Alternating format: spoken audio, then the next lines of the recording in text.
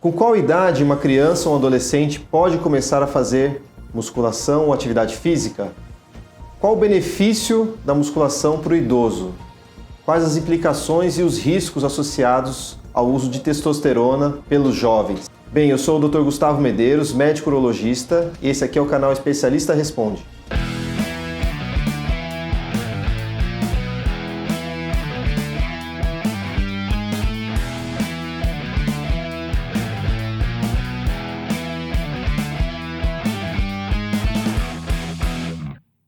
Um relatório global da OMS, a Organização Mundial de Saúde, confirmou que 80% dos adolescentes ficam sentados por tempo demais.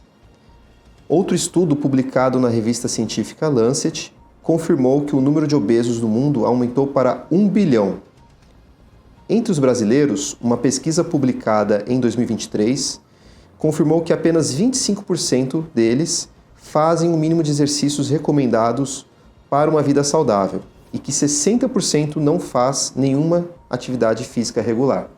A atividade física reduz o risco de mortalidade por doença cardiovascular, hipertensão, diabetes e traz muitos benefícios para a saúde mental, performance física, sono, memória e performance sexual. Diante de dados tão alarmantes sobre a falta de atividade física e o sedentarismo, principalmente entre os jovens, nós trouxemos aqui hoje o nosso professor de Educação Física, o André Henrique Garupi, que vai nos ajudar a falar sobre o tema e também sobre a importância de se fazer atividade física como uma medida para proteger a sua saúde. Tudo bem, André? Tudo bem. Bem-vindo ao nosso canal do Especialista Responde. Obrigado por ter vindo, aceitado o nosso convite. E hoje nós vamos falar sobre a importância de se praticar atividade física. Bom, a primeira pergunta que eu te faço é a seguinte: com qual idade uma criança ou um adolescente pode começar a fazer atividade física ou mesmo musculação? Bom, vamos lá. Em relação à atividade física em si, a gente fala que já nos primeiros meses de vida, né? A atividade física é um estímulo, na verdade, né? A gente considera a atividade física, a musculação, sempre como estímulos musculares, neurais. Então, desde os primeiros meses de vida, a criança já é estimulada a uma atividade física. Lógico que não em séries, em repetições, como numa academia, como na musculação, com sobrecarga, mas é importante que a criança seja estimulada com atividades físicas. E na musculação, a gente recomenda que ela inicie a partir dos 12 anos. Antes tinha uma mística de que influenciava no crescimento da criança, né, que influenciaria no desenvolvimento dela, mas hoje já entende muito bem os benefícios da musculação, logicamente que direcionado, projetado para a criança, né, a partir dos 12 anos, para que ela venha ter um desenvolvimento. Até a gente recomenda, em alguns casos, por exemplo, desvios posturais, assim como esses dados que você falou inicialmente sobre sedentarismo, né, as crianças passam muito tempo sentadas, então tem muitos desvios posturais, hoje cresceu, aumentou o número de desvios posturais nas crianças, então de escoliose, de hipercifose. Na musculação a gente consegue corrigir esses desvios posturais de maneira mais individual, né, de maneira mais personalizada. No esporte, a gente tem um estímulo, tem a coordenação, tem o estímulo da coordenação motora, mas às vezes não tem essa correção da postura. Até os 12 anos a gente recomenda que a criança pratique o maior número de esportes possível, para que ela venha se socializar, desenvolver coordenação, desenvolver outras habilidades, e a musculação ela venha a ser um complemento a partir dos 12 anos de idade. E assim, mesmo que ela introduzindo na musculação, que ela venha a intercalar os treinos de musculação de 2 a 3 vezes na semana com outras atividades aeróbicas ou atividades coletivas de outros esportes que venham desenvolver ela de maneira mais global. Bom, então você comentou que a criança deve intercalar exercícios físicos, aeróbicos, com musculação a partir dos 12 anos, nesse caso, né, se for a musculação. Mas quais atividades especificamente você recomenda de acordo com a faixa etária de crianças e adolescentes? Eu recomendo atividades, esportes principalmente, para desenvolver vários âmbitos da criança: coordenação, lateralidade, deslocamento.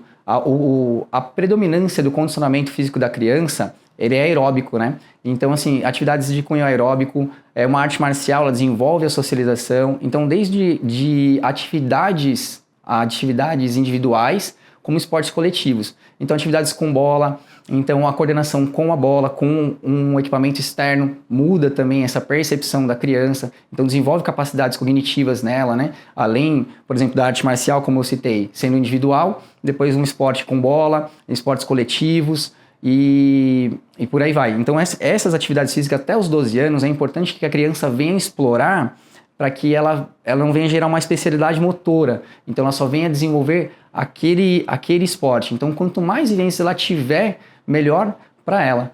Melhor ela vai se desenvolver em todo o campo esportivo e cognitivo. Então é importante, nesse caso, que a criança não fique apenas num esporte só. Por exemplo, muitas crianças começam a praticar atividade física fazendo natação, né? Então é importante, de repente, depois da natação, progredir para uma atividade de quadra com bola, depois uma atividade como uma arte marcial, como você citou.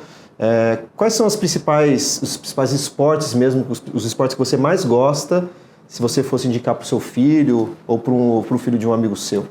Fazendo essa evolução. Então, por exemplo, a natação é uma ótima atividade física, porém, sempre procurar fazer essa evolução. Então, no esporte de quadra, no esporte de campo, eu sempre recomendo que assim, são áreas diferentes, né? Então, a gente pegar a disciplina, a coordenação, a questão lúdica esportiva da arte marcial. Então são âmbitos diferentes, são a lateralidade, o contato, o respeito ali da arte marcial, que são coisas diferentes até do âmbito esportivo.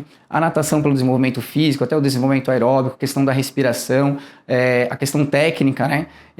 Um esporte coletivo de quadro, por exemplo, um futebol, até um basquete, um vôlei. Então, assim, eu sempre recomendo ter um esporte coletivo, então uma arte marcial, ter pelo menos uma vivência de arte marcial, ter a vivência da natação, ter um de esporte de quadro, de campo, que seja o vôlei, o basquete ou o futebol, pelo menos essas 3 atividades, partindo da arte marcial, a natação, um esporte aquático e um esporte de quadro ou de campo. E falando de arte marcial, qualquer arte marcial, pode ser o judô, pode ser o karatê. Existe alguma arte marcial que seria de entrada para essa criança? Vamos lá. Eu acredito que qualquer arte marcial.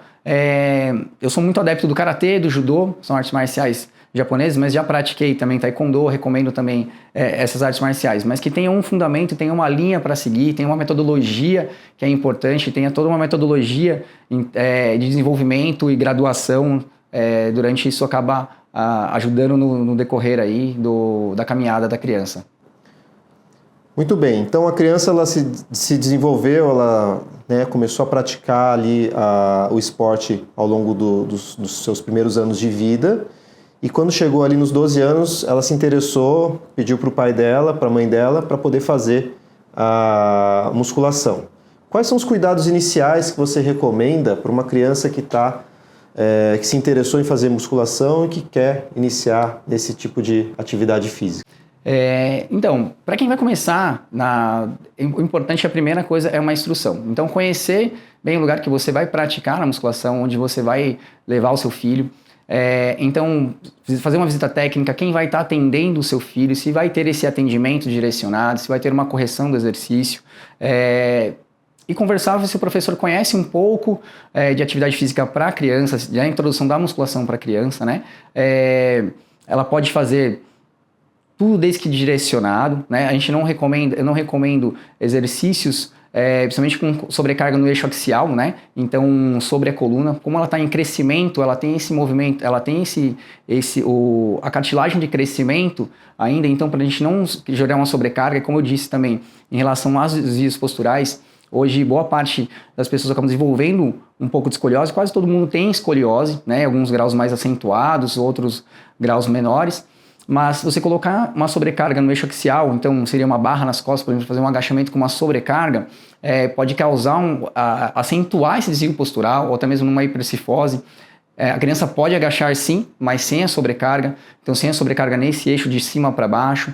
Então procurar esse direcionamento, ver se o professor tem esse conhecimento para saber direcionar a criança a praticar de maneira segura e com uma sobrecarga segura. Bom, pessoal, muito obrigado. Queria agradecer aqui a presença do André. O André Garupi, para quem não sabe, é professor de Educação Física, também é sócio proprietário da Academia SEALS. Então, queria agradecer aqui em nome do Especialista Responde a sua presença aqui.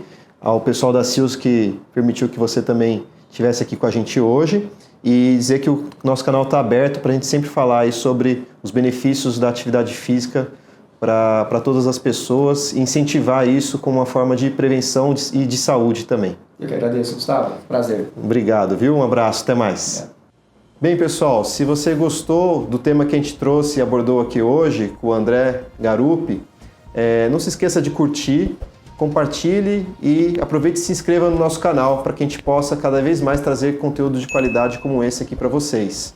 Lembre-se de seguir a gente aqui nas nossas redes sociais e caso você tenha alguma sugestão, alguma pergunta, tá? Mande aqui para a gente no canal, nos comentários e nós vamos atrás dos especialistas para poder respondê-los da melhor forma possível. Um abraço e até o próximo vídeo. Tchau, tchau.